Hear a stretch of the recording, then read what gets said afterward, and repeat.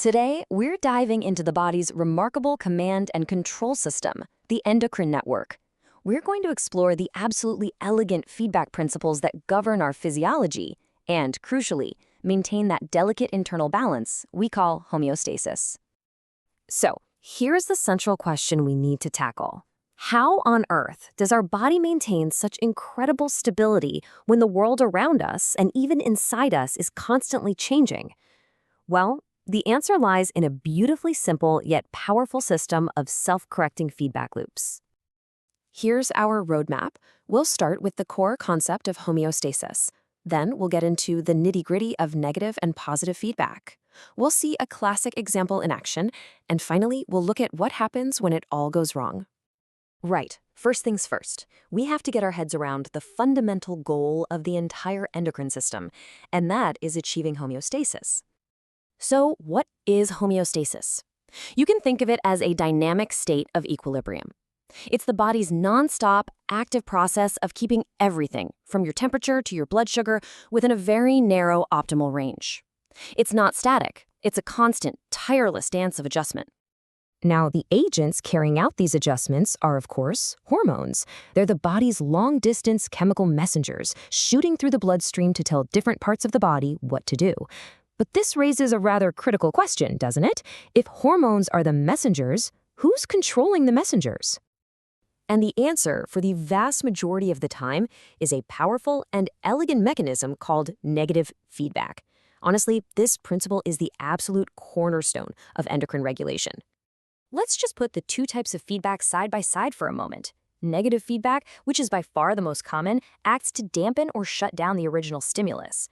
It's the body saying, all right, that's enough, back to normal. Positive feedback, on the other hand, does the exact opposite. It amplifies the stimulus, shouting more, more, more. One is all about stability, the other is all about escalation. The best way to think about negative feedback is to picture the thermostat in your house. It's a perfect analogy. When the room gets too warm, the thermostat cuts the heating off. When it gets too cold, it switches it back on. That's precisely what negative feedback does. It's the body's physiological thermostat, keeping everything just right. And we really can't overstate how essential this is. Negative feedback is the body's default setting. It's what prevents hormone levels from skyrocketing or plummeting, keeping them in that delicate sweet spot that we need for good health. Without it, homeostasis would be completely impossible. Okay, theory is all well and good, but let's look at a real-world case study. We'll trace the flow of information through a classic pathway, the hypothalamic pituitary thyroid axis, or HPT axis for short. Right, let's follow the cascade. It all starts in the hypothalamus. Step 1. It senses that thyroid hormone levels are a bit low, so it releases a hormone called TRH. Step 2. TRH travels a short distance to the anterior pituitary and tells it to release TSH. Step 3. TSH then journeys through the blood to the thyroid gland and stimulates it to pump out its own hormones, T3 and T4. And now for the clever part. Step 4. As those T3 and T4 levels rise, they travel back up to the brain and tell both the hypothalamus and the pituitary to stop releasing TRH and TSH. The final product literally switches off its own production line. It's a perfect self-regulating loop. Okay, so we've covered the body stabilizer. Now let's switch gears and talk about its opposite, positive feedback. If negative feedback is the thermostat, positive feedback is the amplifier, designed to crank things up to 11. Now, you don't see these loops very often in physiology, and for a good reason. They're inherently destabilizing. Their job isn't to maintain balance. It's to create a runaway chain reaction, a snowball effect that drives a very specific process to its conclusion, and fast. The textbook example of this is childbirth. Here's how it works. Step 1, contractions begin, pushing the baby's head against the cervix. Step 2, this stretching is detected by receptors, which send a signal up to the hypothalamus. Step 3, the hypothalamus tells the posterior pituitary, release the oxytocin. Step 4, oxytocin gets to the uterus and causes even stronger contractions. This, of course, pushes the baby's head harder, which triggers more oxytocin, and so on. This explosive, amplifying cycle continues until, step 5, the baby is born. That removes the initial stimulus, the stretching, and the loop is broken. So we've seen how beautifully these systems work, but what happens when that delicate regulation breaks down?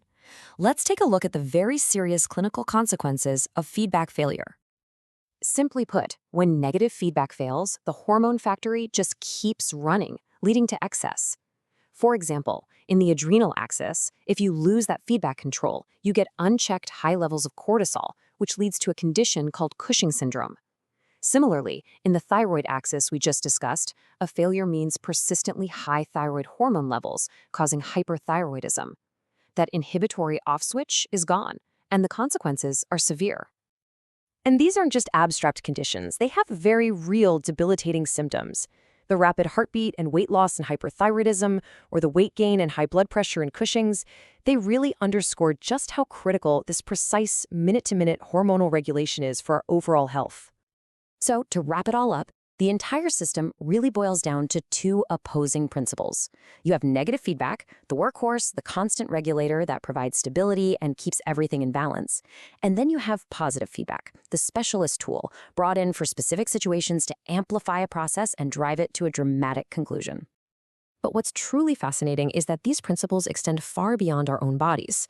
So I'll leave you with a final thought to ponder. From economics to engineering, where else in the world around you can you spot this elegant dance between self-regulating stability and explosive amplification?